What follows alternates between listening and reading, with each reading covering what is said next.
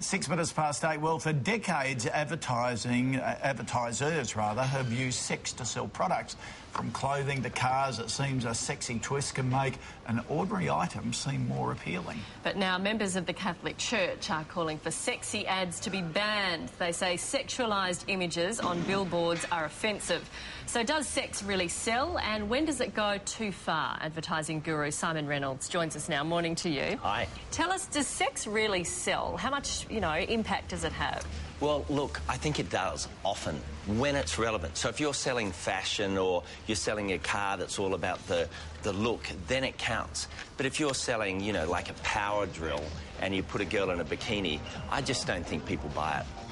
What about the cougar ads that we're seeing? But so many do, though.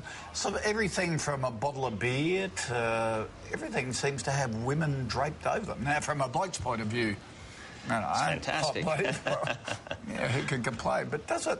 Well, look, it is true that when you connect sex to a product, sometimes it works. But, the consumer's pretty smart. If we had you here in leopard skin underwear selling this show, I'm not sure the ratings would go up.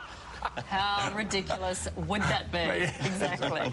Now, look, some of the images from the latest Peter Alexander catalogue are a good case in point. Let's have a look at some of these. This is nudity. Is this going too far to sell your Jimmy Jams?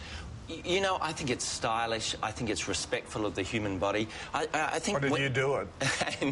Oh, okay. Don't you think, isn't that too far? I got that in my mailbox and I thought the same. I just don't think you need a naked guy in there.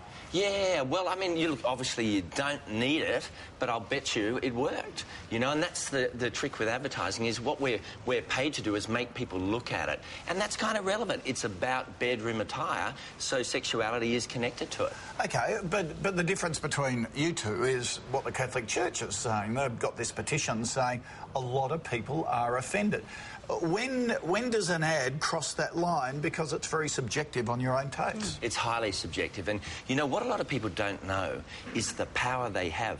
Literally, if the average person rings the Advertising Standards Council, which most people don't know exists, and they get more than a handful of complaints, they will investigate every single one of them. But last year, only about 2,500 people even rang them. Yeah, and my husband's in the industry too, and he said they've had to recut ads often because of, complaints. So it does get there, doesn't it? Yeah. See, I think that's stupid and going way too far the other way, that you pull an ad because two people complain or whatever. And there's got to be a lot. It's often the same two people. They just keep ringing. Okay, so what sort of restrictions are there in the industry as far as, selling a product? Well, we've got the body itself, the Advertising Standards Council, and it's very active and it's pretty disciplined and effective when people use it. Second of all, you've got the clients themselves. Let's not forget that a lot of clients, advertising is in fact run by women.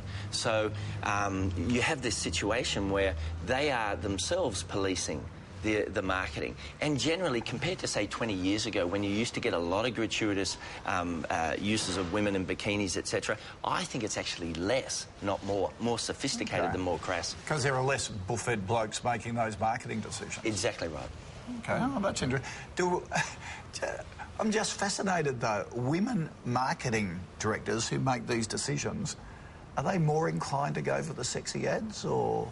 Well, they don't mind them. In fact, of course, we've had the rise of the himbo in advertising, which is terrible for me, because it means you've got to have, those washboard stomach muscles to compete these days. But, yeah, what we're seeing is a lot of men use sexually in ads, and I think half the reason is women are controlling a lot of advertising. There you go. That's interesting. All right, Simon, thank you for that. Good to see you. And you.